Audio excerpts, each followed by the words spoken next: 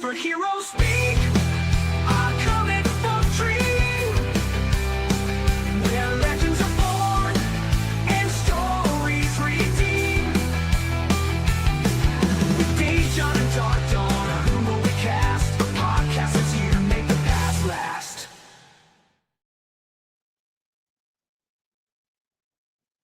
Hey everyone, and welcome to Superhero Speak. My computer's running slow again. I'm your host, Dave. And Don? So we are without John this week. He has some family business that he's taking care of. As he's talked about on the show, his mother passed away, so her funeral was this weekend, so he was not joining us this week. We do wish him all of the best. And yeah, I don't know what else to say. But let's not dwell on the on sadness. Hey, look who's here, Kasan. Hello, Kasan. All right. Hey, Kassan. There's no football to watch tonight. Well, I guess there's college football, but who cares about that? How are you doing, Don? How was your week? Anything exciting to report?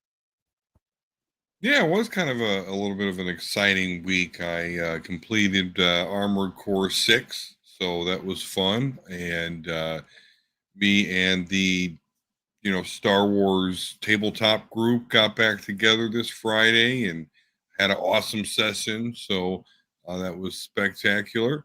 So yeah, I mean, and here we are. Happy days are here. It's been a while since I've gotten to give you all my BS, but here I am, happy to babble on about. But more importantly, Dave, how has your week been? Congratulations, by the way, as a Philadelphia Eagles fan. Yes. Sorry to all these Browns and Bengals fans. Well, I guess you're not a Bengals fan. You're just a Browns fan. Yeah. No, You had yeah. to The Bengals are more Kentucky than Ohio. Honestly, Really? it's in Ohio, but it is on the Yeah. border. Yeah, and in Ohio drastically changes once you start going south. Anyway, like it really is kind of a I don't know, suburban state, but with some big metropolitan stuff: Columbus, Cleveland, Toledo, Akron, stuff like that. Right. Okay. So, anywho, Um, I had a busy week with work. They're doing another reorg in my at my company with the IT department. It doesn't affect me right now, but it always makes you nervous when they do that kind of stuff. And but the funny thing about it is, I had said a little while ago I got moved to a different team. Um, the team that I was on got moved to a new department and has a new boss and everything. And the team I got moved to, I'm staying with my current boss and nice. this same organization. So it's like, oh, I dodged a bullet. um, I have been working on a painting uh this past week that is a lot of work, and I will gladly display on the show once I'm done, but I still have a couple things to do. But I'm really enjoying this one. Um, I'm following a video on this, and it's a lesson in depth on how to paint depth into a painting, which requires doing multiple layers on a painting. So yeah, Hmm. that's why it's taking a lot of time, because I wait for the you I don't use a hair dryer. I don't have a hair dryer. You can use a hair dryer to dry the paint and to quickly move through the layers. I don't. I kind of just walk away from it for a while and live with it at the point that it's at till it dries, and then do the next part. So it's part of the reason it's taking so long, but I'm enjoying it. Um, but yeah, that was my week. We dealt with not only the Eagles winning, we had a big snowstorm here yesterday, and uh, almost prevented me from seeing my girlfriend. But I said nope.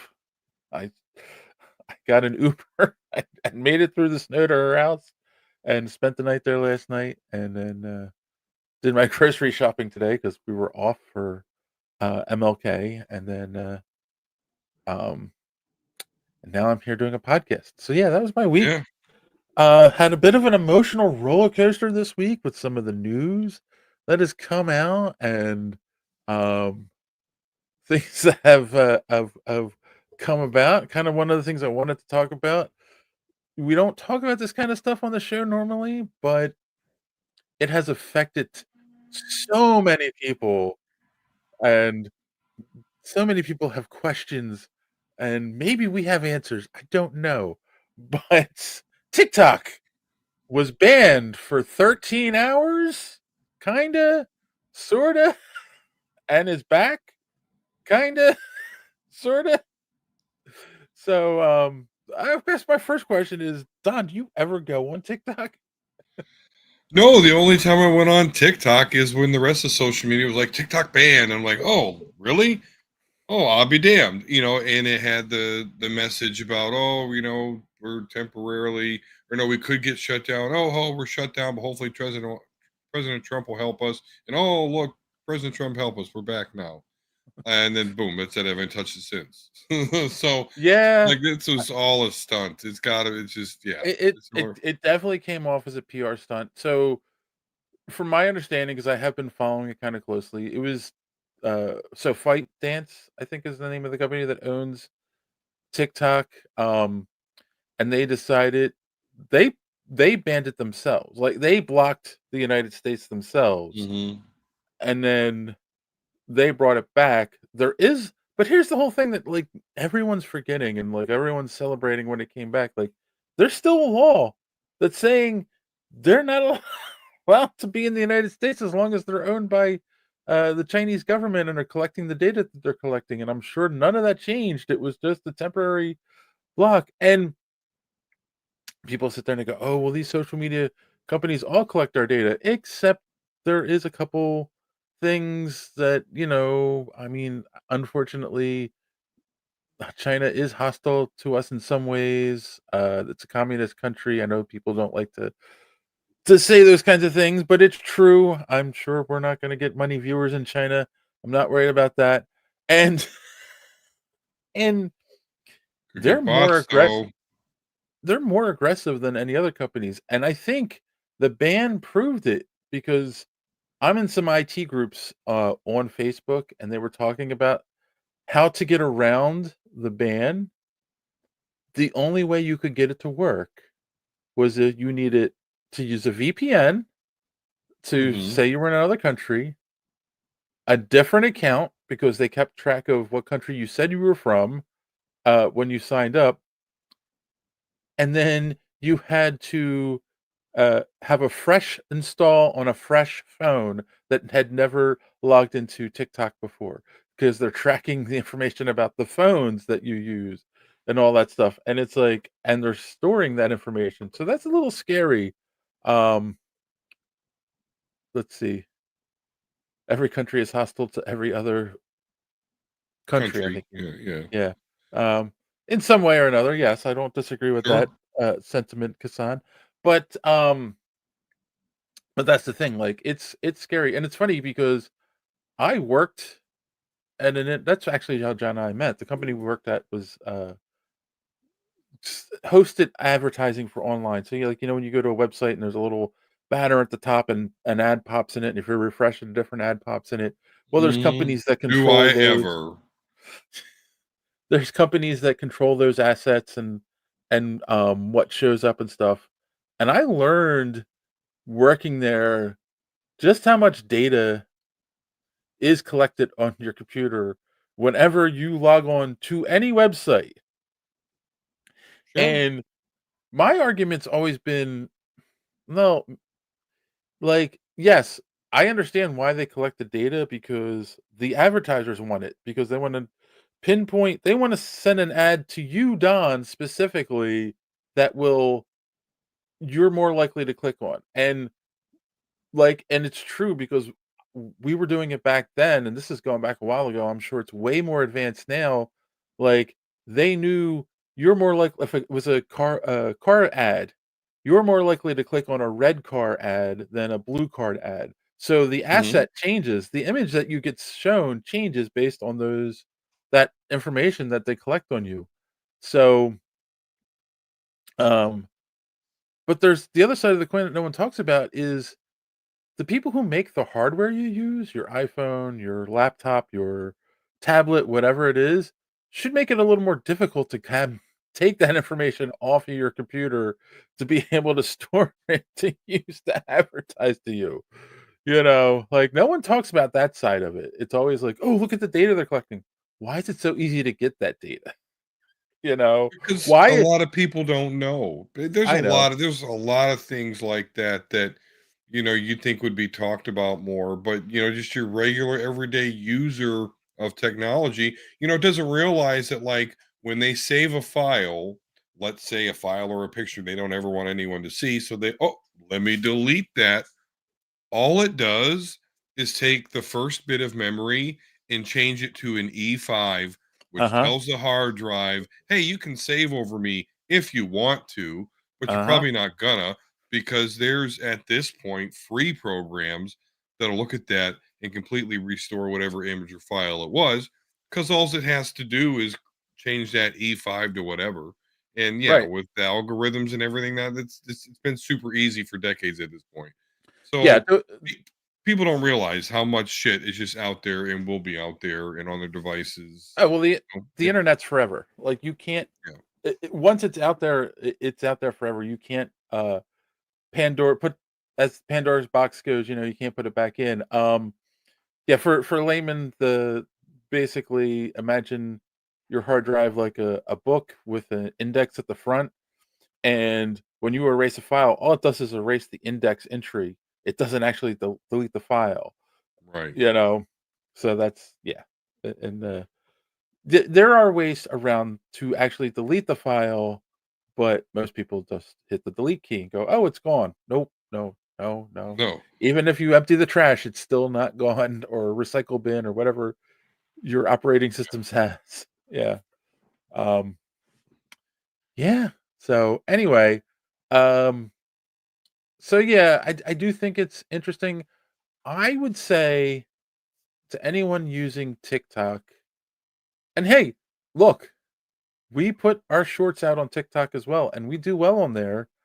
Um, we do better on there than we do on definitely on Instagram. I can't figure out Instagram to save my life, and a little bit better than we do on YouTube with our shorts. But and do it with caution because the law still exists. Like Yeah. the the thought is that Trump is going to sign an executive order to say not to enforce it. But the next person that gets in can just reverse that and say, "Nope, go after them," and then you might be liable for using it when it was banned. I don't know, and I'm waiting to get more information about that side of it. You still can't download it from the App Store. Like, they took it out. Oh, really? I didn't know that. Yeah. Yeah. So you can't download it anymore, and it even says, like, if you go to the App Store and look it up, it'll say, "This application is, banned in your region." So, because I'm telling you right now, Google and, Mac or Apple were told, "Do not until they change the law, do not, uh, put the app in there because if it doesn't change, you'll be liable for having it in there." So, they're just covering their butts, and I think people should be that's all I'm saying is people should be careful going forward. If you wanna keep using it, but, look at, like just do shorts on YouTube. You can you know, if you were figuring out how to do it on TikTok, you can do it on YouTube. It just takes time and knowing how to use the right keywords and all that stupid stuff, but it works. So, we get views somehow. We got, people watching us right now. Yeah, Go figure. absolutely. But it was an emotional roller coaster, an emotional roller coaster. Um, I'm sure John would have a lot of choice words about, especially today of all days, about the TikTok Oh, situation. But yeah. but he's not here. That's why we're talking about it. Um, the other thing that I did this week, and I know you did this week, and we need to talk about this, is we watched the finale of Skeleton Crew. Um, what did you think? I thought it was really fun. I thought that it was displaying something that Star Wars really does better than anyone. And I mean, of course, we know the visual effects, so I'm not talking about that, but that is as Mm, well. But just a multi-tiered, fun action adventure set piece was really, really cool. You know how they brought it together. I think that they are looking to see what the reception is to this series because it really seems like they could reintroduce a lot of these characters mhm. in the new movies, perhaps, or other shows or whatnot. Um, you know, so I thought it was good. I thought it was enjoyable. It's not my favorite. Um, I have, you know, but it introduces something into the lore that doesn't exactly break anything, and we don't really have to explore it right now. But it is an interesting thing that's out there with at Atten now that it's basically just a planet once again. Because the spoiler alert, the protective barrier of the planet gets gone. Yep. That way, the Owl Lady can call the X-wings in. Not quite sure what that is about per se, but whatever. She's got New Republic connections, and Mhm. so there we go. The X-wings come and they help the skeleton crew or whatever you want to call the kid. So I yeah, I thought it was good. I feel like there's a whole story continuing on with this planet finding out that, the old republic was destroyed, there was a galactic empire, and then that was defeated by the new republic, Hmm. like, they don't know any of this, they've been living on this No, isolated planet, working towards this great work with, like, apparently very minimal outside communication, and then being like ruled and controlled by a computer. yeah, and then You know, what happened on those other planets? Those other yeah, Aten planets, like, the one with the kids who are all warriors and fighting each other, and it's like, "Oh, like, maybe someone should go help them," and, like, what was their purpose originally? And, like, I don't think they were all just making credits, like, they probably all had different purposes, mhm, and they said there was, what, 4 or 5 of those planets? I don't right. remember how many they said exactly, so it's like, there's stories they can explore right there. It opened up a whole new avenue, and it is not connected to the Skywalker saga at all, which is even better, and yeah, I think my favorite part of the whole episode and I feel like, um, I can't remember who wrote the series, um, but I Wasn't feel there a like couple different? Because like well, I Bryce meant Howell. the main, not Oh, I got you. the showrunner, I feel like I can look that up over while I'm talking, that he must be somebody who grew up on Star Wars and is a father now because, the scene where, uh, Wim not Wim, is it Wim? Yeah, yeah. The Yeah, boy with yeah, yeah. Wim, like, r runs off from his dad and gets on the hover bike, and he's gonna go off with his friends to go save the planet, and the dad, like, runs after him, and he jumps on a hover bike, and then he's going with him, and then they make that jump, and he's like, yeah, "Woohoo, this is great." I'm like, "Yes." He's like us Gen Xers now experiencing yeah. Star Wars in real life, and it was like, yeah, uh, um, that was great. That was, like, the best part.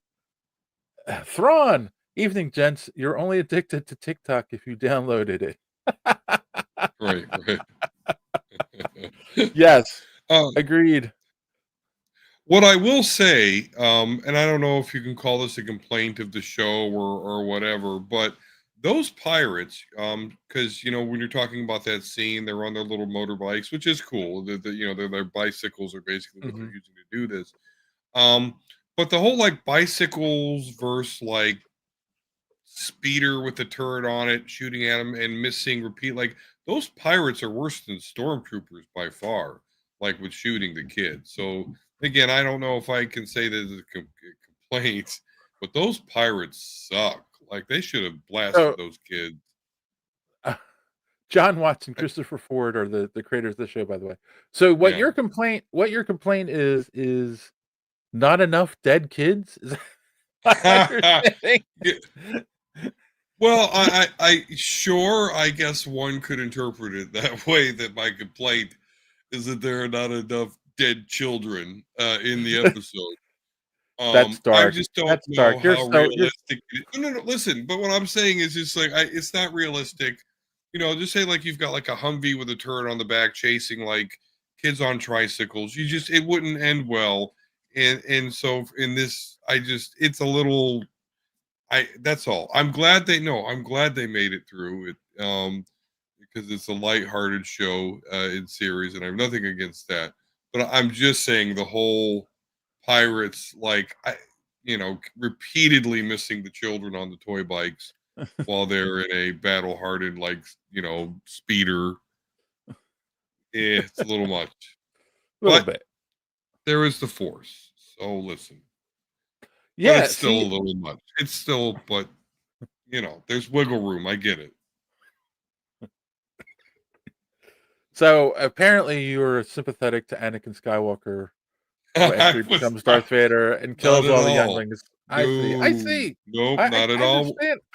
Nope, we're not going to screen crush it. We're not going to be like, which, well, funny story. So Screen Crush had these like Anakin Skywalker shirts, and one of them was like Anakin Skywalker, and it was making fun of the fact that he killed children. We complained about it, me and J100 on Omega Level Nerds, my old Uh-huh. podcast, and then they took it off their store. So funny Oh, story there. So I am not an Anakin killing children sympathizer. Let's be clear. okay. All right. Um, all right. And then I think the only my only complaint is I was hoping Jude Law's character was going to turn around and be the good guy at the end, but no, he was just a pirate, who was force sensitive, I guess. But and Well, then yeah, well, obviously, you didn't think though that was kind of interesting though.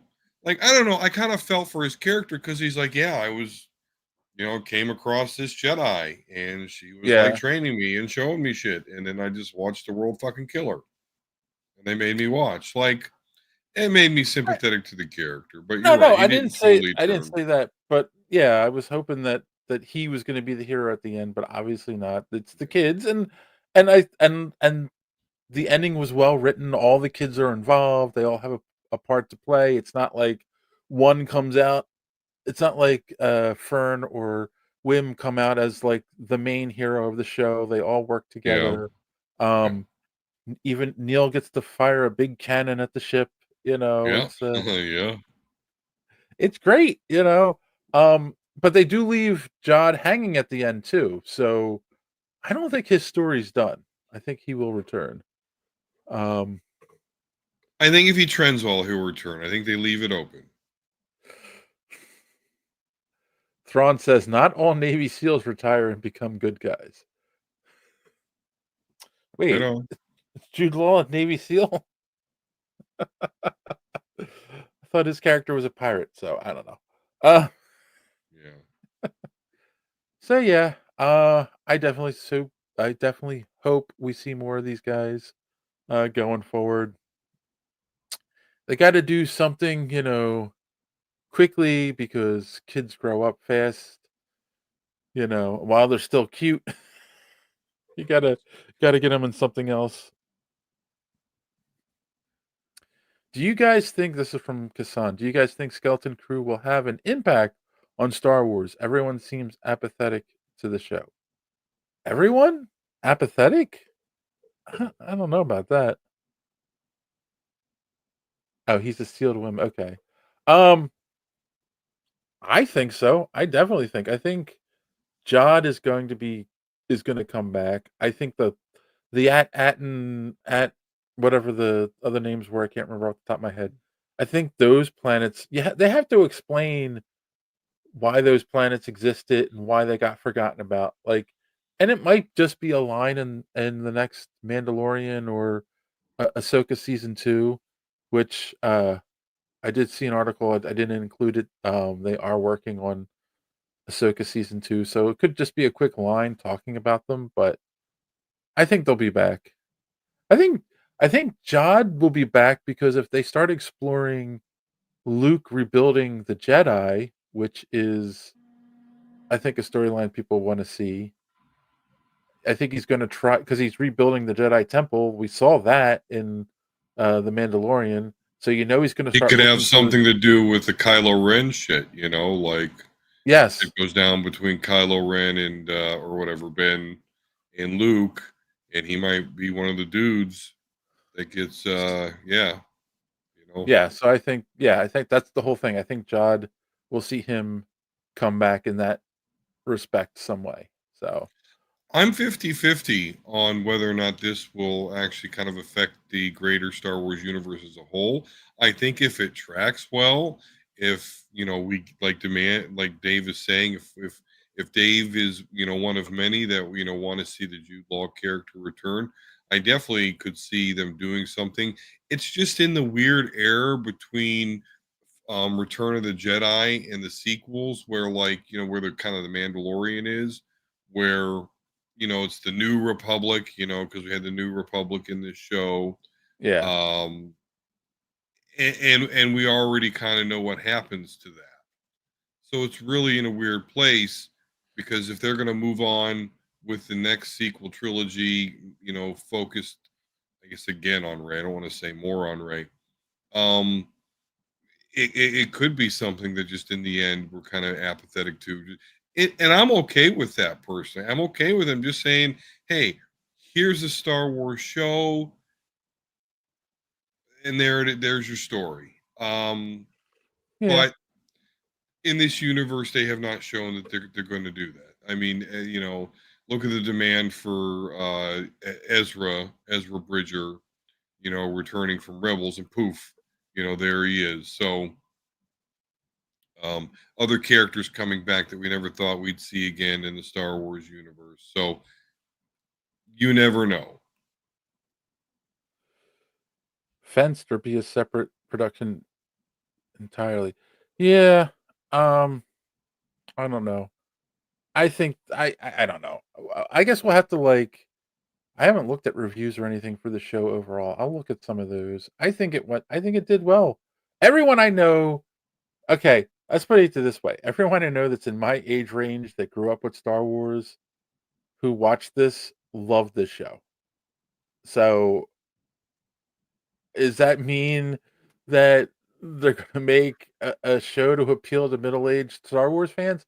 Probably not, but They I don't know shouldn't. how. I mean, a Yeah, little bit. I mean, give us a little something, but you but I got to don't get the know how. kids. Yeah, like my son's 22 and he hasn't watched it yet, so I don't know how he feels about it. Um, Well, and I don't think 20 and 30-year-olds get into Star Wars. I think the young kids do, yeah. and us, old folks that got into it when we were kids. Oh, he You loved know, the. It's funny. He loved the prequel stuff and what you call it, the Clone Wars. Like that was okay, his Star right, Wars. When he was a kid, and he's been Obi-Wan for Halloween and all those things, but okay. yeah, but he's kinda And now he's grown out not of into it. it anymore. Yeah. Yeah, so, not as into it as I am, that is. So, Well, because we we'll just have that nostalgia. We were there when just every fucking thing was Star Wars. It was just such a. I mean, I think literally Star Wars is literally the first movie with an actual soundtrack to it. Um, I could be wrong with that, but I remember that kind of being a thing. I remember my grandparents had the album, the big fucking album, Star Wars album, John Williams, which we still had. Be great, but yeah. Wow. Thrawn says the average age of the current baseball fan is 65. What do you think the medium age of a Star Ooh, Wars fan is? Okay, okay. Nice, nice, nice. Dave, go first. I like this. I don't know if Thrawn has the answer. I would guess I'm assuming it does. the the medium age of a Star Wars fan, because I do think there's young Star Wars fans. So Sure, absolutely. I'll say 35. 35, 35. I'm going to say 41. So, Thrawn, you got a survey says you got us, buddy, or did we just waste everyone's time? 65 is interesting because you could look at that and say only old people watch baseball anymore, but I think at the same time that's medium age, right? So that's saying that there's people that are. Oh, Thrawn did have an answer. Oh, okay. You know what? And I should have said that. 47. Yeah, Wow. yeah. Well, Okay. because of all the youngins that do like it. Your son getting into Well, a you and know but no, but Mandalorian rot. he's got a point. But, like, I met a guy, funny, the same job where I worked with John that, um, just was hit this age where he did not watch Star Wars. He didn't li he's one of the only person I've ever met that came out and said he didn't like Star Wars. And we were like, "Well, did have you watched it?" And he's like, "Yeah." And it was funny because, like, one of his issues was and he was just at an age where Star Wars wasn't a thing when he was a kid, right? It was that dry period between the end of the original saga and the prequels. Yeah, yeah. So, there was no Star Wars, other than us reading books and playing the couple video games that came out, but the actual, like, there were no movies, there were no big TV shows that everyone was watching related to Star Wars. It was a dry period. So he had no nostalgia towards it. So when the new movies, the prequels came out, he just, he had no interest in seeing them, and he said it looked too fake to him because there was too much CGI in those movies. Sure. So yeah, so yeah, like there's none of those people, well, not none of them, but I think a lot of those people aren't Star Wars fans.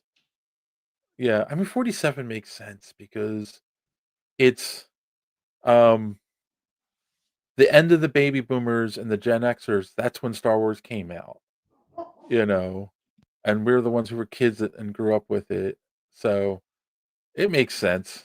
Yeah. Hmm. Yeah, I mean, believe it or not, the first movie had already come out before I was born. Actually, it was the first two. But I was actually my grandmother did actually take me into the theater for Return of the Jedi, but we got kicked out because I was a baby and we were crying, and I was crying. So, well, I wasn't a baby; I was like 2 years old. Wait, okay, so Jedi was 83, so I was 9. Yeah, So, I was 3 when the first one came out, so I did not see the first one in the theater. The first movie I remember, and I've talked about this many times. The first movie I really remember going to the theater and seeing and like it being an experience was Empire Strikes Back. So yeah. All right. Well, I liked it. You liked it. If you haven't watched it, go check it out. It's a lot of fun. Skeleton Crew, and let us know what you think of the show in the comments below. Do you want to see Jude Law's character come back? Do you want to see the kids come back?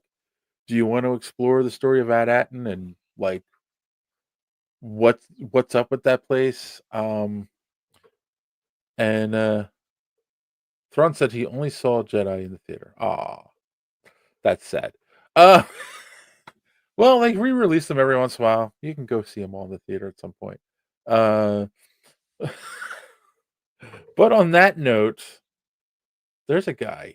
There's a guy around that like apparently likes to watch younglings be killed. So, and he's going to come in here and tell you where you can find more superhero speak. Good evening, plebeians. Darth Dawn here to tell you that superhero speak is not just a YouTube show. It is also a website. You will go to superheroespeak.com, where you can find all the social media links to the show, comic reviews by Chris, and most importantly, our merch. You will buy our merch. And while you are on the HoloNet, you must check out the rest of the Geek World All-Star Podcast Network, an influential conglomerate of podcast shows like the Pop Prism Power Podcast, Vault 45, That's So Wizard, Fans on Patrol, Twisted Mind of 8-Bit Ray and the Gorilla Brain podcast, and of course, the powerful Superhero Speak. Plug in hashtag GW All-Stars, and you will not be disappointed. And if you do not comply with my request here tonight, I will torture you by making you watch The Acolyte, the one and only season, over and over again. Now, if you'll excuse me, I have a double feature to catch. They're showing Blade 2 and The Matrix Reloaded at the drive-in. Now, back to the show. I would just like to comment that I've officially gotten more flack for being a fan of The Acolyte than I did for being accused of being a fan of killing children. Point that out. That is terrible. Oh my God. Quick announcement. Wow. Quick announcement. I know people who visit the website, I'm sure on occasion, probably haven't noticed that we have not been posting any reviews lately. I haven't done any, and we have not heard from Chris in a while. I'm going to email him, see how he's making out. He doesn't have social media, so we can only talk to him through email and when he occasionally guests on the show. And he did listen to the show at one point. So Chris, if you're listening, we're concerned about you. We hope you're doing okay. But long story short, made an executive decision this week, and we are going to start doing video comic book reviews. They will be available here on YouTube as shorts, and there will be also available on other social media platforms that are legal. And as long as they're up and legal, we will try to post there.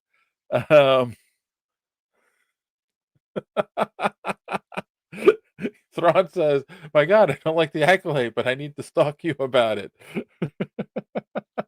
Anyway, sorry. So Don and I are working on it now, because remember, that's one of the things that Don used to do for the podcast is write comic book reviews. We're going to follow the same format we do with our written reviews, just it'll be in video and it'll be shorts. There will be keep an eye out on our YouTube channel. There will be a playlist that will include all the reviews going forward. And there will be one coming out this week. I am debating between two different comics that I'm going to review. And it's either going to be Absolute Wonder Woman #1 or Toxic Avenger. I don't know. I kind of like the Toxic Avenger. There's also something from David Pepos that I have in my inbox that I might take a look at. It's going to be one of those. I'm going to read it tomorrow and then do the review right away. So look for that probably Wednesday. So, all right, that is That is the announcement I wanted to make. And I also would like to ask you if you've gotten this far in the podcast, you haven't done so yet. Please click that subscribe button. Click that bell for notifications so you don't miss us when we go here live every Sunday night, 8:30 p.m. Eastern. I know it's Monday this week, extenuating circumstances, but next week we'll be back on Sunday. We'll be back on our normal schedule. So hit that subscribe button so you don't miss us.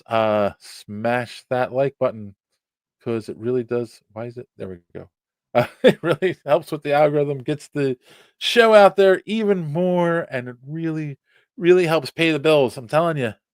If you like what we're doing, smash that like button. Also, if you're so inclined, go to our merch store and check out the Superhero Speak t-shirts. We got some great options. Hopefully more will be coming soon. And you know what? They are the greatest t-shirts available on the internet. That is what everyone has been saying. At least that is what I have heard. So go check it out. Link is in the description below. You will not be disappointed in some great t-shirts. In fact, I am sporting one of them right now. So go check it out. Many great colors. It's wonderful. It's wonderful.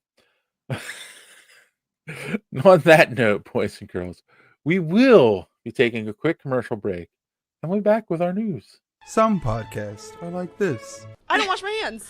I don't really trust people that wash their hands because, well, one, I don't think it does anything. And some podcasts are like this. And let's be honest, I'm starting to think it's a scam because I have a very painful sunburn. They had no sunblock in the 1800s, but yet nobody was dying of skin cancer. So what's giving you skin cancer? Listen, that is a phenomenal point. But only one podcast is where you can get in-depth analysis like this. So like Max is like searching through these fake photos of his old fight for the murder memories, and we get another flashback, and it's the same.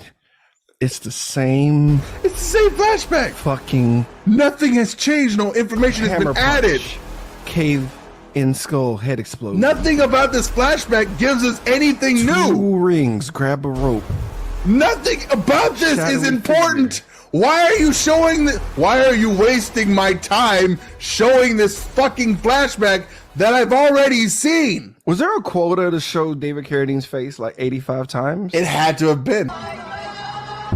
You are now listening to Cult 45. This is Beat 'em Down. And I'm Random Randy Savage. Find us on all your podcatching apps like Podbean or Spotify, and follow us on Twitter, Instagram, and Facebook, or just go to www.cult45podcast.com. Also, check out our YouTube for that sweet, sweet video content. Cult 45, the only podcast that puts hair on your chest. If you want hair on your chest, go check out Code 45. All right. I'm a liar, Don. Yeah. I said I didn't include that article. I did. So to continue with the Star Wars talk, our first article we have, it is rumored, but kind of not, because it was some of the people involved with the show posted on their social medias. Ian McGregor, however you say that, will be returning for Ahsoka season 2 as Obi-Wan Kenobi, which obviously it would have to be flashbacks or something weird because Ahsoka takes place again after Jedi and Obi-Wan is long dead at that point. And he's also not Alec Guinness anymore. So, what do you think You of don't that? think they can? Let's say you don't think they can do some sort of transitional Force Ghost where we've got because they've already established Force Ghosts are inconsistent as to how they appear. Yeah. With the Anakin one being the prime example there, of course. Yeah. I'm referring to him being the actor from the original movie Force Ghost in the original cut, but then after Hayden Christensen starred in the prequels, they added effects on and put the Hayden Christensen Force Ghost in Return of the Jedi. So I can see it being something like that, but I also think it is very likely it'll be flashbacks. Absolutely. They've shown that in Ahsoka, they've done the whole Hayden Christian thing, which was absolutely awesome.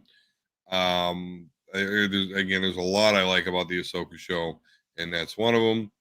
So yeah, this is no surprise to me, and I love it. I love that they're still finding ways to incorporate Obi-Wan and Ewan McGregor, and they've still got a live story here, and I love it. Yeah.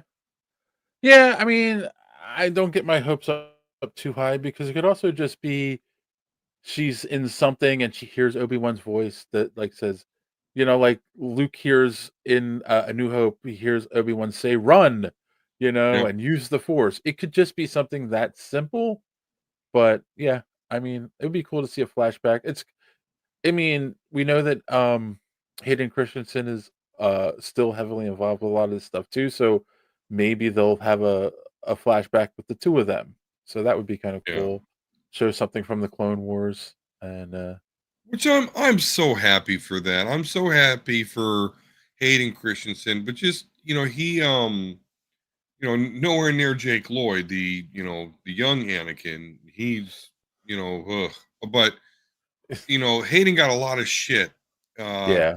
because of the prequels, which again the hate has severely dissipated, and so now that's history at this point. But lest we forget, people tortured him, and I'm just he's I forgiven. They've forgiven. I'm glad to see he's back and getting some props I because he hate did a great Anakin Skywalker. He did. I hate when he gets, crap for lines like, um, "I hate sand," but it was like, he didn't write the dialogue, Right. George Lucas did, and it's funny because these stories, you hear these stories all the time. People need to go back and look at interviews with Mark Hamill and Carrie Fisher from when they were promoting the original movies, complaining about George Lucas's dialogue Yeah. in A New Hope and how clunky it was and how difficult it was to say things, and like the actors and the uh people working on the movie, assistant directors and producers and all fought with him to change a lot of the dialogue, and they did cut a lot of stuff out. And I kind of feel like, to be honest with you, when he went to do the prequels, because he did all 3 of them himself, he wrote and directed them, and people were like, "Well, this is the guy who gave us the original movies. He's the expert. We gotta let him do whatever he wants." And I don't think Natalie Portman and Hayden Christensen and Ian McGregor fought against it as much, and a lot of the stuff that he wrote is, what ended up on screen, and, um, maybe someone should have pushed back against him a little bit when he was doing those with some of the lines, you know? So, 'cause Yeah, some of certainly. There's no one that questioned him, for those. I mean, well, behind the scenes they did. But yeah, you're right. They could have, brought him in a little bit or got some other writers for the scenes. But with that said, the Star Wars dialect, I don't know. That's kind of how the people talk. I don't know. It's weird because, you know, we speak English, and in English, yeah, there's like 8 ways to say everything. And Star true. Wars just doesn't really have that, like it's so I don't know, that's my defense of George Lucas's writing, which I go out on a lot of limbs. I guess I'll do Yes, you that one do. too. But so there you have it. I don't know. It's not that bad, but I get it. Yeah. I mean, I wanna see, Ian McGregor do some more Obi-Wan, I mean, he's a lot of people's favorite character, so, like I said, Oh, he's like absolutely. my son's favorite character from the prequels, so, yeah, bring him back. That'll get my son to watch season 2 of Ahsoka at least. Um, alright, let's see, what else we gotta talk about? You know Oh! what? Before I move on, I'm sorry, Uh-huh, because I wanted to add this in. So not only though, um, with Ewan McGregor, oh god damn it, I forgot his fucking name. But so Balin Skull, my current like yeah. obsession, and who I'm going to cosplay at Comic Con, they're replacing the actor. They're going to recast. Oh! You know And what? he's the guy from Game of Thrones that played the Hound, and I'm Yes, I so forgot. fucking excited for that. I completely forgot that, yes, they did recast him, and he is coming back. I'm gonna get the dude's name here. Well, I'm so freaking excited.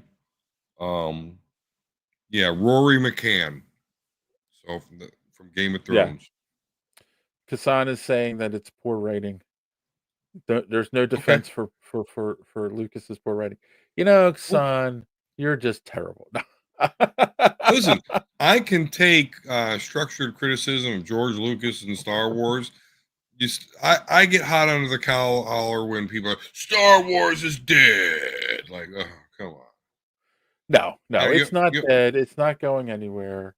You know, and I think Skeleton Crew proved that the fact that the actors want to keep coming back and doing the roles over and over again proves that. And yeah, and Balin Skull coming back. Yes, I think we're all excited for that. good. So. That's good. I'm telling you, I'm going to cosplay. I found. I think It's cost like $200, but I found like someone's got like they can make the armor and shit.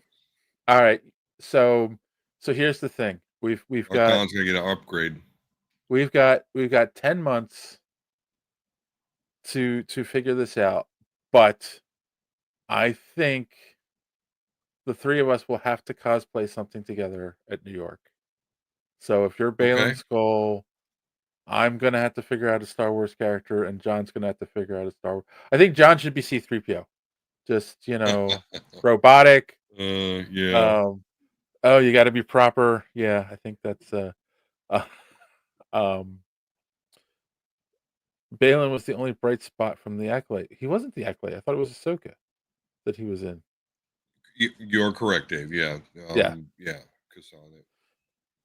Son, you're getting all your Star Wars mixed up now. So yeah, and I guess I'll be Jabba the Hutt. I don't know. Oh, come on, no. If you're gonna do anything, Dave, self-deprecating like that, at least just be the fatter one, you know? That's right. I forgot the Fadawan exists. All right. This is going to be tough to talk about, but we are a comic book podcast. We've got to talk about these things. So it has come out that Neil Gaiman might be a dirtbag.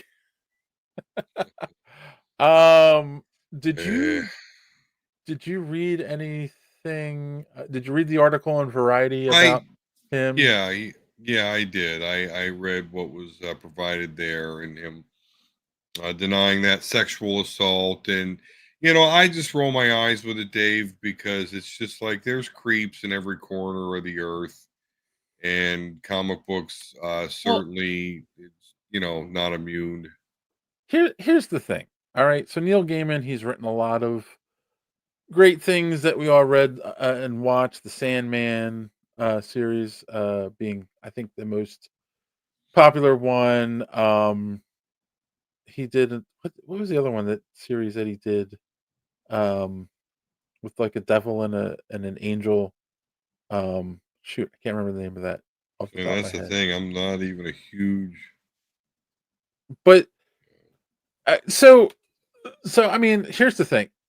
There's going to be a tendency for people who are huge fans of his to run in his defense. There's going to be people who are, for lack of a better term, white knights that are going to be like, oh, he did something against women. He's terrible. But I think anyone who has an opinion on this needs to make sure they read the Variety article, because Lucifer, yes, I think he also did Lucifer.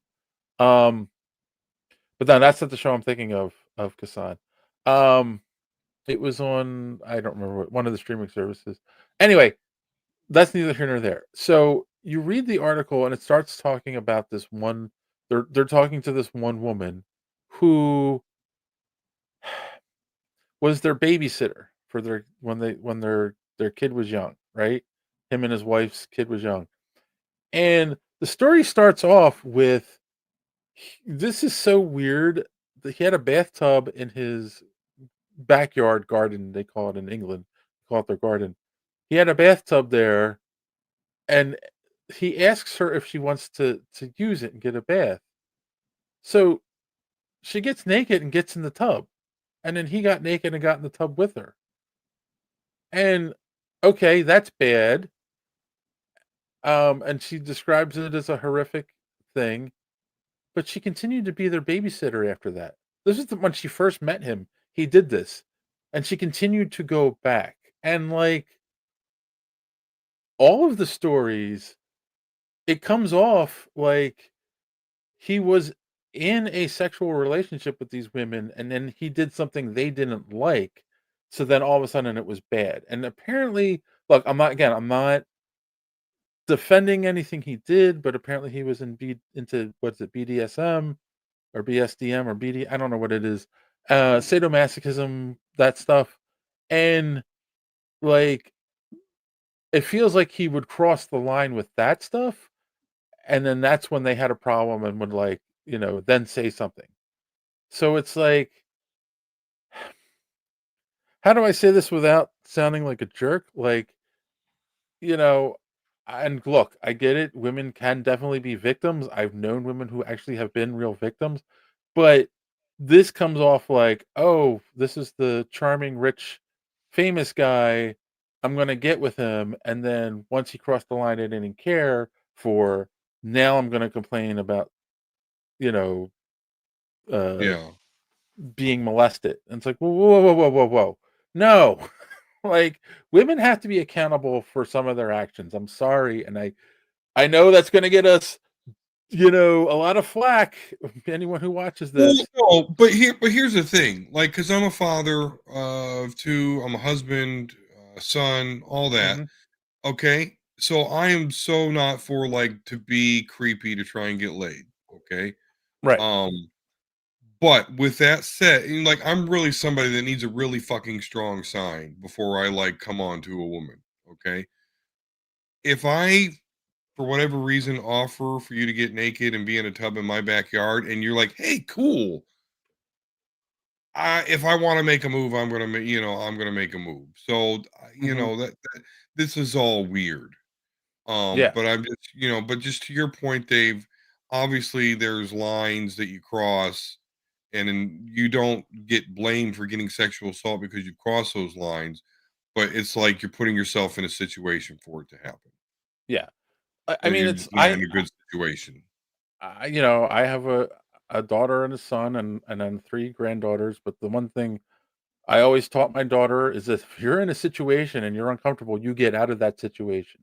Yeah. Period. Point blank. And I've told this story many times. I'm going to tell it again. I got flack from somebody for telling this story on the podcast. Well, if they're, I doubt they still listen, and if they do, fuck them. Um, the Okay. proudest moment, one of the proudest moments of being my daughter's father was she was at a store. Um, she was looking for something, and some guy walked up and grabbed her butt, and she turned around and socked the guy in the nose and gave him a bloody nose. And that's exactly the right thing that she should have done in that situation. Because the thing was, when I talked about this in the podcast before, I was told I was glorifying violence, and it's like, oh, so what? She's supposed to just be a victim? Like, get over yourself, like, and that's the whole thing. Like, am I saying what he any like men that predatory men are right? No, not at all. But women need to like know when to get themselves out of situations. And if they can't, that's a whole nother story. And I understand there are times that it happens. But there are women who put themselves in situations and then complain about it afterwards. And that's what I'm tired of. And when you read the article and read these women's stories, it comes off like, oh, wait, no. She kept going back to him, and then it got uncomfortable, and then she complained. Nuh-uh. Sorry. Move along. I don't Your story is invalid at that point to me. So, you know, that's the thing. Like, these women could have been, okay, the first time when he got naked and got in the bathtub with you, first off, you don't go back, and second of all, you go to the cops right after that. And if you don't want to go to the cops, fine, but you don't go back. Period. End Yeah. of story. Yeah. So, Yep. yeah, I'm sorry.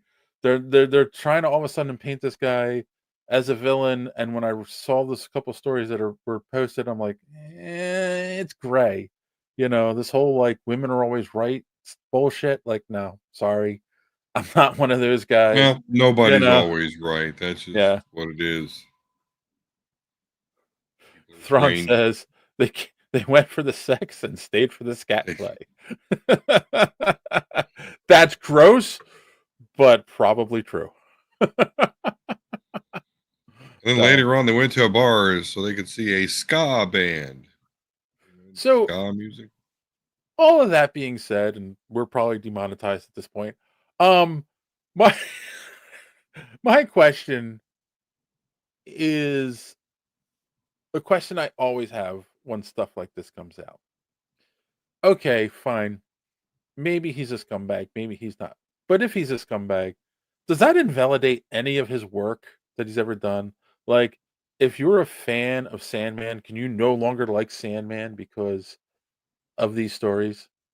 I can answer that question, at least for me, and that's, no, you're not. You can continue to enjoy their work, because I have my own personal example of this, right? So, like, probably my second favorite run ever of X-Men was Joss Whedon's um, Astonishing X-Men. Yeah, Love yeah. it, Yeah, a lot of people do. love it. He of course directed the first Avengers movie, which and second, which both I actually love. But the Mhm. event, um, and then turns out he's like a total a-hole creepazoid fuck boy.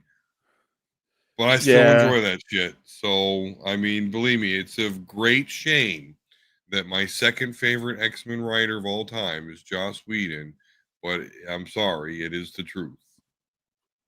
Yeah.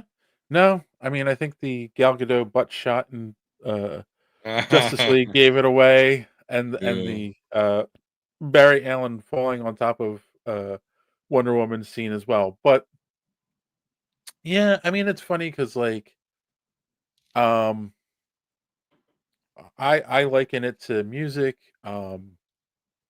and Michael Jackson. There's been a lot of stories that have come out about him. I don't know how if they're true or not. Nothing. He's never been convicted of anything. There was never any hard evidence that he did anything wrong, but a lot of people still say that he was a creep, but I still like his music. He was still a musical genius, right? Like, does that make me a terrible Oh, he is person? the he was the baddest ever Right. to this Like, day. does that make me a terrible person because I like his music? No. I'm always gonna like Michael Jackson's music. Like, my dad said this a long time ago, when I was in high school, and he said it about, and I think that's where like this came from, and it's where my philosophy came from. He's like he was a huge Elvis fan, and it's like it came out that Elvis was this Oh big yeah. drug user, and he died of a heart Mhm. attack on the toilet because of all The the drugs he was toy taking. Yeah. And he slept around and he was a womanizer, but it was like, but at the end of the day, he still was a great singer, and my father was still gonna always be a fan of his music. So yeah, like it shouldn't take away from the art, who the artist is, because I'm sure if you go throughout history, any great artist had issues. It's just that that plain and simple. Yeah. So yeah, like if you like Neil Gaiman's writing, you like his books, you like the TV shows based on it, it doesn't change that. You're still allowed to like it, I think. So hey, maybe you agree with us, maybe you disagree with us. Let us know in those comments down below, and we'll tell you next week how wrong you are. No.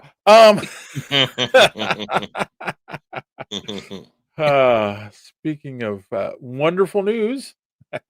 No, not at all. Uh, Diamond Distributors, who used to distribute all the comics to all the comic book shops, not so much anymore, have filed for bankruptcy. Um, so this is an interesting one. And a lot of people are like concerned. There's a big article I saw. I think it was either in Forbes. It might have been because it was originally broken on Bleeding Cool, but I think Forbes picked up, and it was like, oh well, if where Diamond goes, so does the comic book industry. I don't think that is true. I don't think that's been true for maybe at least 6 or 7 years at this point. Marvel broke away from Diamond a while ago, and then DC broke away from them, And that The is pandemic. why, yeah, that is why they're declaring bankruptcy, because the big boys aren't using them anymore. It's all smaller publishers that have been using them, and let's face it, we're in a digital age, and people are reading digital comics too. So, Yeah. do you think this is gonna hurt the industry? Help it? What do you think? No, I don't think this is going to hurt the industry. I mean, me personally, I love comics, but again, I'm not a big fan of the, the economics of them right now, particularly with Yeah, print. Because right now the big two are doing $5 books, yeah, and you're not getting a lot for your money. You're not getting a lot of the story for your money when you buy these books. Um, with that said, Diamond Distributors going down is not going to affect much, I don't think. Not only because things are moving more towards digital, but even for the print business itself, the pandemic, which is where all the troubles for Diamond started, right before they lost Marvel and DC. I remember how much flack they were getting for the condition of their shipments, yeah, and things of that nature. So they were kind of causing themselves some problems before this happened. So I don't think this is strictly well, they're going bankrupt because the comic industry is going bankrupt. No, they're going bankrupt because A, the pandemic happened, and then B, they had apparently massive quality control issues as far as yeah, distributing the actual books. And this is yeah, was comic retailers themselves. So no, I think this is a company that was I don't want to say doing bad business, but quality is important. And at a crucial time, I think, yeah, they just didn't have quality, and here we are. Um, but moving on in general to the comic book business, I do think it is going to shrink. I think it has to shrink because at some point, I just don't think it's going to make business sense for Marvel or DC or any comic book company, for that matter, to put out this many books um, for this much money and get that little story. I guess I'm more speaking to Marvel and to a certain point DC. I think the smaller comic book companies have a little bit better pacing and do a little bit more focusing on making sure you get a complete story in your 4 or 5 issues. yeah. So I will say that much. But as far as again Marvel and DC, the companies that's charging now $5 per book, you just don't get much for it. And I So, think they need to shrink and focus on characters that people care about and making sure they're only writing shit when they have an actual story to tell and not just making it because it's got to be made. right. Um, so I used to work in the publishing industry many, many moons ago. I worked for TV Guide, and even back then, we would say print is dead. I mean, it's something you've heard since the '80s, and it's only gotten worse with the internet. Um, and look, I'm not saying comics. There's a few things that have kept print alive. People who collect books, and that's not just comic books, that's also actual books. Like, there are people who still like the tactile feel of a book in their hands, and they go to read it. Um, my daughter's that way.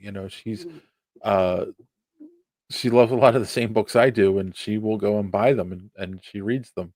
Um, so comics is one of the things that has kept print alive for a long time because, again, digital doesn't make sense to a collector. It makes sense to someone who just wants to read the story, but somebody who wants to collect books, digital doesn't make any sense. It's also one of the things I don't think the comic book industry understands. Like, their their money's with collectors, not with people just reading the stories.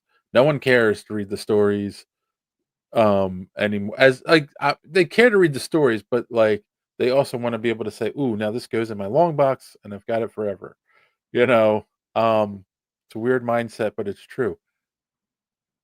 That being said, Marvel, because you had talked about $5 and it's not a contained story anymore. Like, Marvel went to like this idea of, let's do a 4 issue story collect it, and now we can put the trade out, and then the trade could go into like Barnes and Noble and any place that sells books. Now they can like they might not have the comic, and it's also one of that wasn't done through Diamond, that was done through a different distributor, right?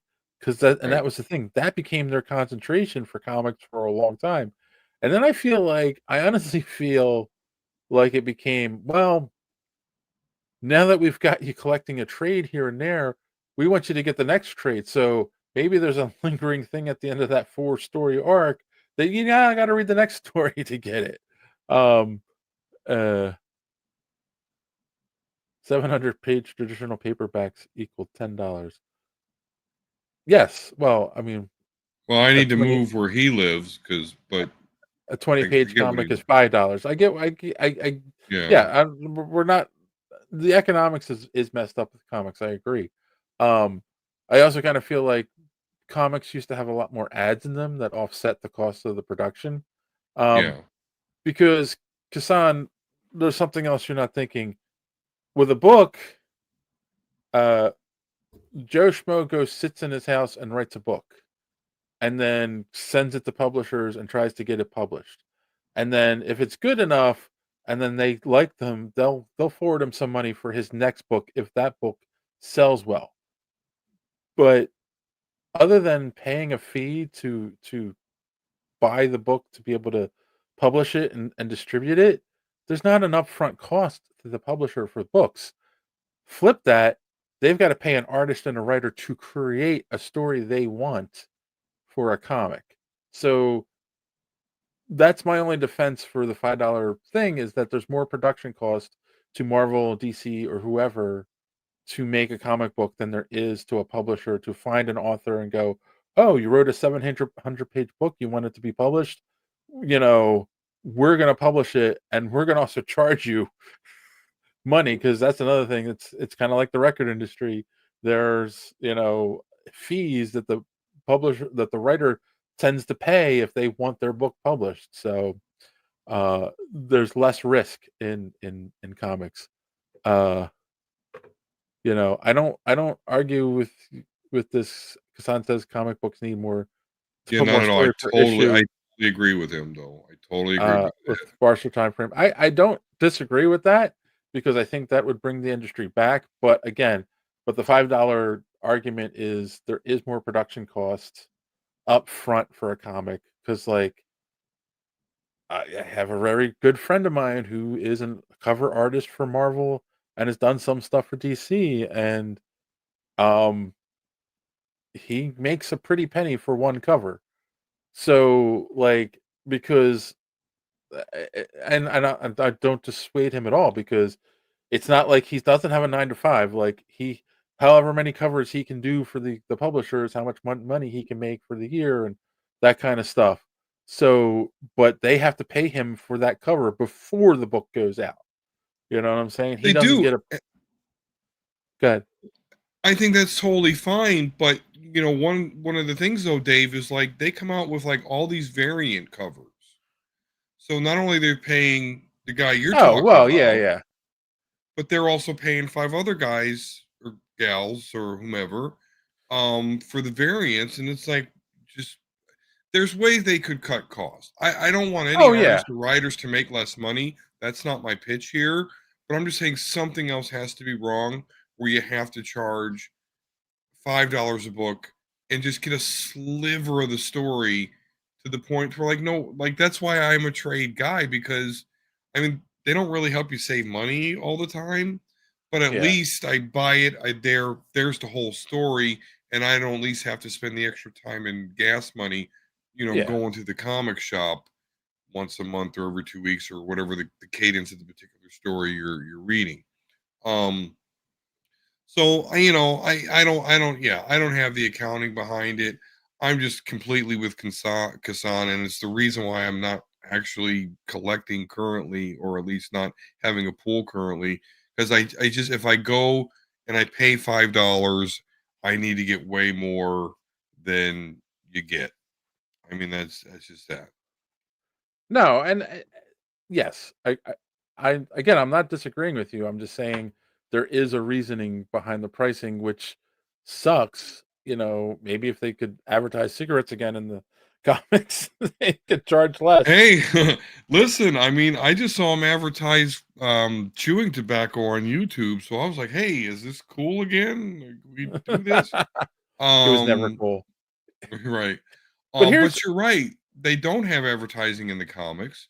And if they and they should, but just make sure they're targeting the right people. Like don't put Lego yeah. advertisements in a comic book because kids said they're gonna buy Legos or Squishmallows.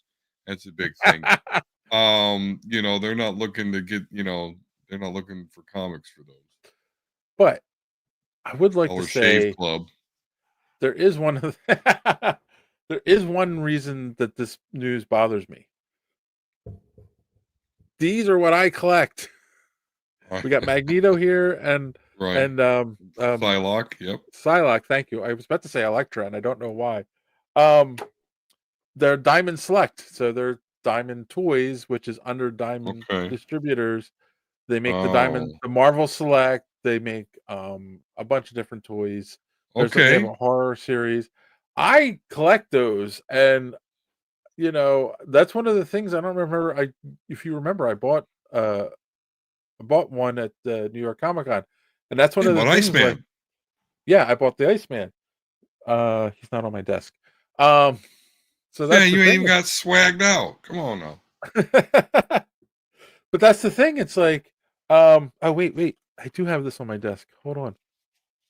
Iceman's different head. It Yeah. came with two heads. The more modern with the hair, and then the traditional bald. Anyway,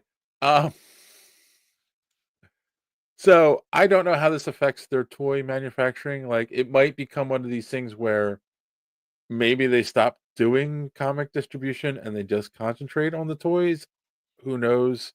But I like their toys. Not everyone's a big fan of them. I like the Diamond Select, the Marvel Select toys, because okay, they do have, like, I have a Captain America that is based on Chris Evans, but for a long time their claim to fame is they would take art from a famous artist, like The Thing is based on Jack Kirby's drawings. My Elektra is based on Greg Horn's art because he did the covers for Elektra for her short run in the early 2000s when she had her own book. So that's the whole thing. The art, the sculpts are based on famous comic book artists' most popular versions of the characters.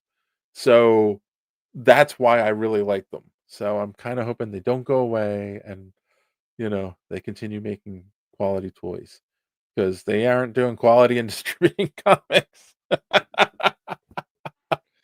If they So do go out though, won't that make your stuff worth a little bit more? I mean, silver lining. it's yeah, yeah, Obviously, you're not wanting that trade off. I get it. yeah. I still need to get my Doctor Doom. They just came out with the Fantastic Four last year, believe it or the year before, believe it or not. Like, they had never done the Fantastic Four before. They finally did them, and I do have all four. And then they did a Doctor Doom years ago.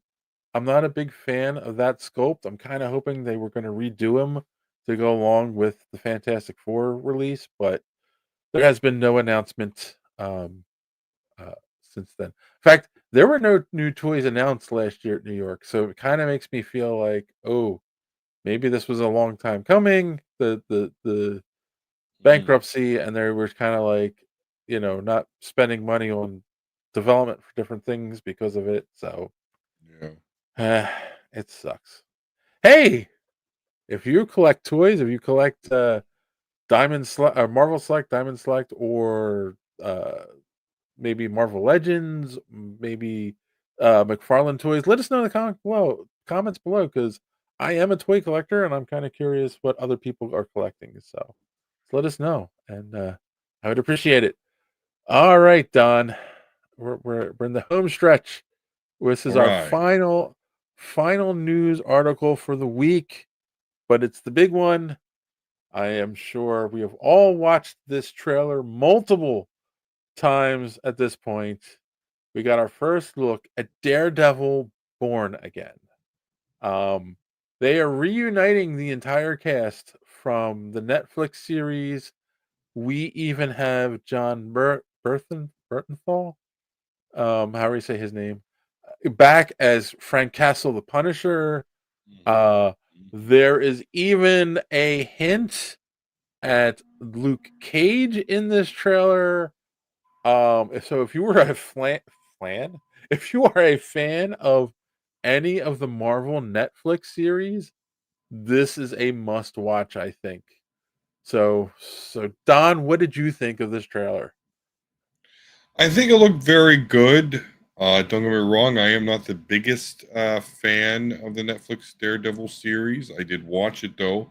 Didn't watch Luke Cage or Jessica Jones. Certainly not going to watch the Immortal Fist after what I've heard about that. Yeah, but I will say though the Daredevil series was good. I'm not a big street level hero guy. A lot of fighting in dark hallways, but hey, you gotta cut your production costs somewhere. Um, it's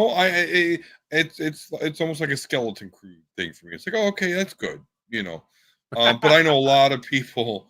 I know a lot of people that really did enjoy that Daredevil series, and I certainly don't have anything bad to say about it. I think it's a really smart choice for them to bring back the cast, for them to well, I think in general, I thought it was a smart choice for them to kind of keep that part of the universe alive because it did have a lot of fans. Um, so yeah, I mean, I liked the Kingpin scene. Vincent D'Onofrio, I think, is absolute perfect choice for that character. And so, I mean, I'll enjoy it, and not even my fit. Again, I'm not a big Daredevil street level hero guy, but it is competent writing. It is a good show, interesting show. So I, yeah, it got me excited. Yeah, no, it. So hold on a second. I need to look something up because Thrawn just said I heard the guy who plays White Tiger died. Well, first problem with that statement is White Tiger is a woman in Marvel. So I don't know uh who he's talking about. And oops, sorry. I'm clicking around here. And then Daredevil and Punisher were the best Marvel TV shows. Nothing as good since, says Kassan. And I did not hear that she passed away. So let me look at um while I'm clicking around here. So I did not have a Netflix subscription until I got until Daredevil came out. I and I don't see anything in the news. So I'll have to do some research. Um and I loved this show, the original Daredevil show. I was a fan of the comics. I was a fan of um Daredevil for many years, and I felt this was true to his spirit. It's definitely very Frank Miller run inspired. The first season of Daredevil, and if you've read the Frank Miller run on Daredevil, you know what I mean, and you have to love it too. Um, uh, the introduction of the Punisher was so good in season two. Um, and what's his face from Full Metal Jacket Vincent as D'Onofrio. Vincent D'Onofrio as Kingpin is a masterstroke in casting. It's probably the best thing they ever did, and I love that. Like they're not redoing it. Like nope, no Daredevil. This is Daredevil. He existed. Like he's already been back, obviously twice in No Way Home and in She-Hulk. So Yeah, must say Smash She-Hulk. Yeah. Yeah, so Charlie Cox has been back already as Daredevil, so obviously this isn't a surprise in any way. Vincent D'Onofrio was in Echo as Kingpin. Obviously he doesn't die. They gave us that cliffhanger at the end of Echo where you don't see anything, you hear the gunshot, and then they ended it like that. There was a rumor that they were going to say he got shot in the head and that he was going to have an eye patch in Born Again, but nope. I don't know. I'm hopefully they explain whatever that was, even though Echo sucked. Sorry to people who liked the show. Oh no, that wasn't an Echo. That was in Hawkeye. Echo Yeah. was the spinoff of that. That's right. I'm sorry. I'm getting confused. I only watched the first couple episodes of Echo. Because it was horrible. Anyway, Just say yeah. Too many C list shows. That's yeah. So yeah, and that's the thing. And that's the right comment because Daredevil is not a C-lister. I feel he is an A-list character, so to bring him back, I know you said you're not a fan of the street level. I absolutely will not argue with that statement. Absolutely not. No. Yeah, I but don't he like is. Spider-Man, but I'll never argue that he is tip top. So yeah, no problem. Wait, did you just say you don't like Spider-Man? Okay, that's a little bit strong, but Wait, he's not wait. one of my. I might have to kick you off the show. Sorry.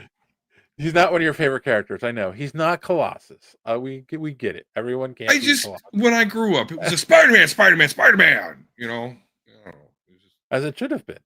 He's the greatest. you're right. I'm just hating. I'm just jealous because Colossus in himself is I'd say B tier at best. But Okay. Kassan says, "Don't worry, no one watched Echo. No need to explain it." Yeah. So yeah, so having them back, and I love, obviously they're doing Born Again. They're not going to do Born Again, the same as they did in the comics because first off, what's her face is still alive. Uh, geez, Karen. That's it, Karen Page. Like anyone, there's a whole Karen dies of a drug overdose. Matt Murdock hits rock bottom. He goes to confront Kingpin with a gun and he's going to kill him. It's a whole crazy story. Then he's like not Daredevil for a while. And then he comes back and it's Daredevil Born Again. Obviously, they're not following that story because Karen is still alive, right? Like they didn't do the drug addicted Karen in the show on Netflix.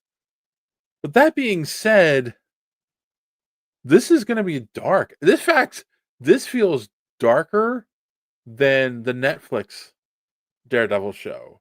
Just for the fact Really? that like there's that scene at the end of the trailer where he's pulling the guy's arm back and you see his arm is starting to rip off. Like that's some bloody dirty stuff that they didn't go that far, I feel like, in the Netflix show, and they're gonna put this on Disney Plus. Like they're going for it. And I give them mad props to be like willing to do that. I'm curious how this story is going to work. Obviously, we're doing a story where he hasn't been Daredevil for a while, and Fisk has become mayor, and that's gonna push him over the edge to be Daredevil again. And I want to see how they do the cat and mouse. Obviously, that whole diner scene is cat and mouse, uh, where Fisk still knows he's Daredevil, and that's canon. For anyone who's going to complain, it is canon. Fisk knows that he's Daredevil in the comics. I think it got retconned at one point. I'm not sure because I did fall off in the 90s on Daredevil. Sorry. Just like I did with a lot of comics, and when I Well, came in back, between the 90s and now, everything's been retconned and then conned back and then retconned again. So,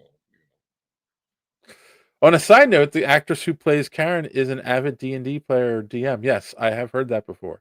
Um, but uh, but yeah, so like I'm excited for this. I really, really am. I can't wait for it to start. I can't I can't believe that, because Netflix would dump the whole show and you could binge it. And of course, Disney doesn't do that. They do a weekly. So that's going to kill me. But Yeah, I it'll mean, just be me weekly watching, waiting, hoping for an X-Men glimpse. That'll be my role. and that's one of the things I was going to say. I want to see how they're going to tie this into the greater MCU. He's already interacted with Spider-Man. So you can't just now all of a sudden have a full standalone Daredevil movie, but that also now means that Punisher is in the MCU. Like, oh my God, Yeah. that is there are so many implications for Punisher being in the MCU that like you really have to think about like he's a vigilante that kills people. And are they going to stand for that? He's like but then the other thing is they're bringing in White Tiger, and I thought that was an interesting choice, but then I was like, oh, that the Matt Murdock and White Tiger do have a relationship in the comics. Um, I'm guessing the actress who played Elektra didn't want to come back. That's my guess on it. But they're doing a comic accurate costume, which I love that we're in the era of like, yeah, she's gonna wear a skin tight white costume with like some black detailing on it, and boom, there's White Tiger, and it's like, all right, Right. I'm in. Like, Yeah. let's go for it. Don, you got a cartoon. Be happy. Of course, he's talking about your X-Men. Kassan, listen. Kassan, listen. Kassan, listen. Shut up.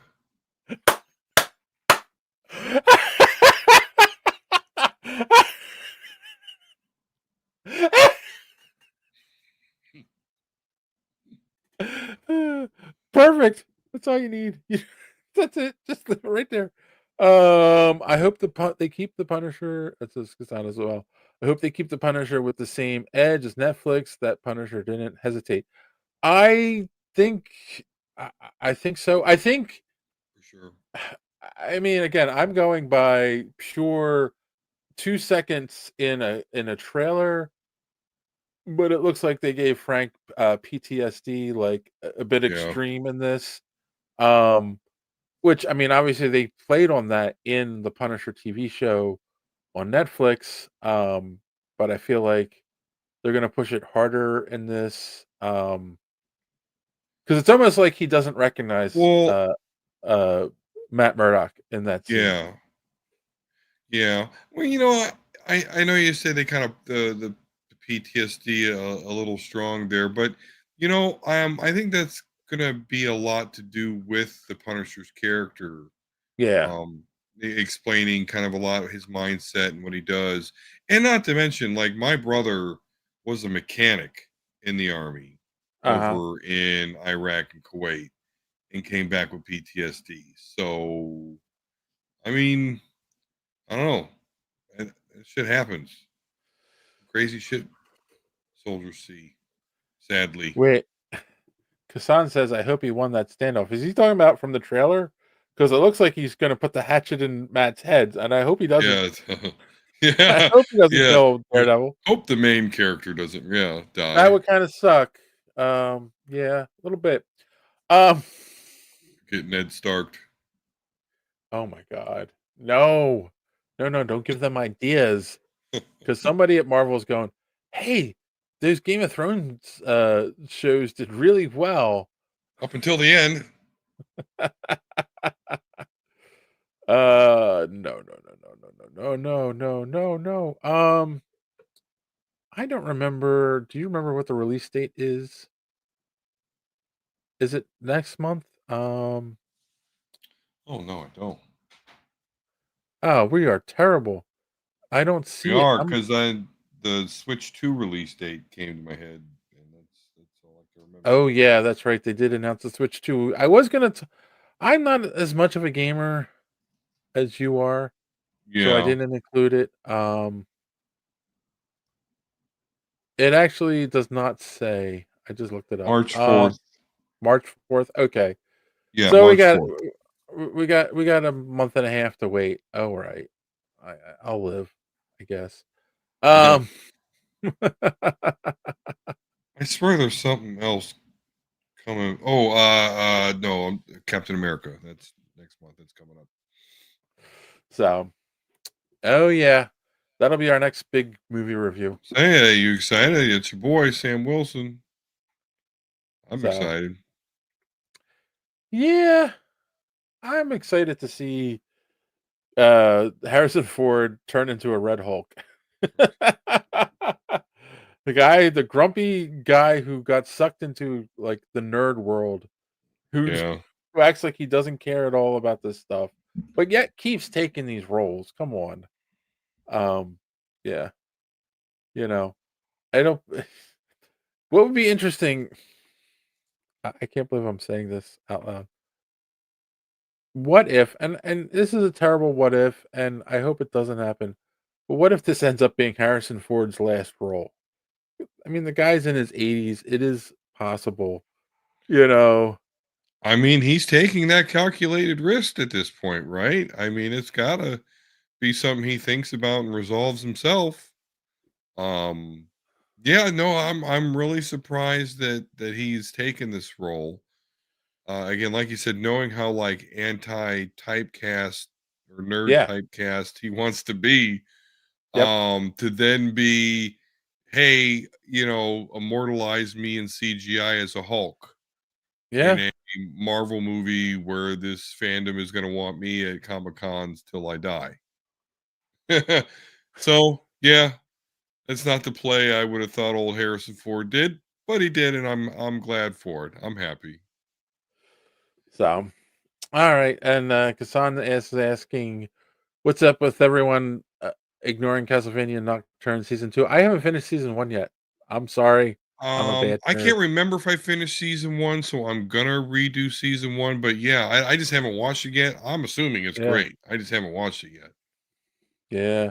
Hey, I had what if uh um Creature Commandos and uh Skeleton Crew to get finished up on this week. Like, plus, I'm painting now, and I've got a girlfriend and a full-time job. I haven't had time to go back and watch Castlevania yet. So, patience. Yeah, I know. I've been on a video game tear. I work, so don't get. I no. We gotta watch it. Do you want to talk? I didn't even know if that's something guys would talk about. John But John loves the Castlevania, and he watched the first season. So, yeah, okay, maybe we'll do. nice. We'll start talking season 2 then. Really good. Really, really Yeah. good. All right. That means I got to get caught up in season 1.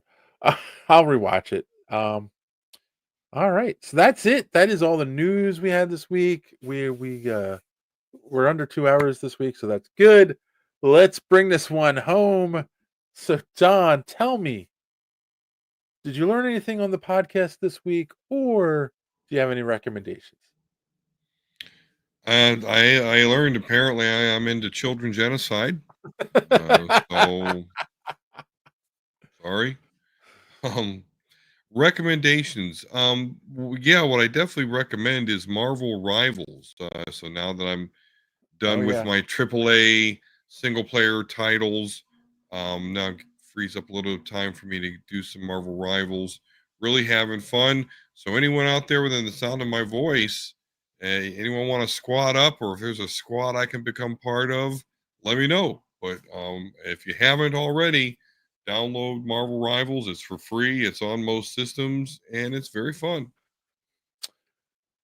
Kassan learned that Don doesn't appreciate cartoons. I do No, appreciate cartoons. I just want my you Avenger want quality X-Men movie, exactly. I don't disagree. I learned, what did I learn this week? I learned that do not get around Don if he has a lightsaber and he's around children. Uh, I learned that he doesn't think Spider-Man is the greatest character that ever lived, and might have to contemplate his future on this podcast. Oh boy. and I learned that that I'm excited for Daredevil's Born Again. Oh, not I didn't learn that. I knew that before I came in, but hopefully everyone else learned that this week. Recommendations. I recommend, first off, go over to superheroespeak.com. Check it out. You can find the podcast every week. Check out some of our archived comic book reviews. Take a look at some of the galleries that we have up on there. Go check out the website. It needs some love, and it's wonderful. I also recommend, if you've gotten this far in the podcast and you haven't done so yet, please hit that subscribe button. Click that bell for notifications so you don't miss us when we go here live on Sunday nights. You don't miss any of our other upcoming content, like the comic book reviews coming soon. I put clips out every day, almost every day, for the podcast. If you like what we're doing, come on, smash, smash, smash that like button. Show us the love. We need the love. Look at us. We're very deprived of love. And of course it helps with the algorithm and gets the show out there even more. The more people that like it, the more that YouTube will push it. And of course, if you're so inclined, check out our merch store. Link in the description below. Get yourself a really awesome Superhero Speak t-shirt. And you know what? They are the best t-shirts on the internet. That is what everyone is saying. At least that is what I have heard. So go check it out. Link in the description below. Get yourself a Superhero Speak t-shirt today. All right. I think that is it. Oh wait, and then Thrawn learned that kids are resilient. Especially when they go up against Donna's lightsaber. On that note, boys and girls, on behalf of myself and my brother from another mother, Don, we would like to say thanks for watching. Don't let your cape get caught in the door. See you next week. Superhero speak.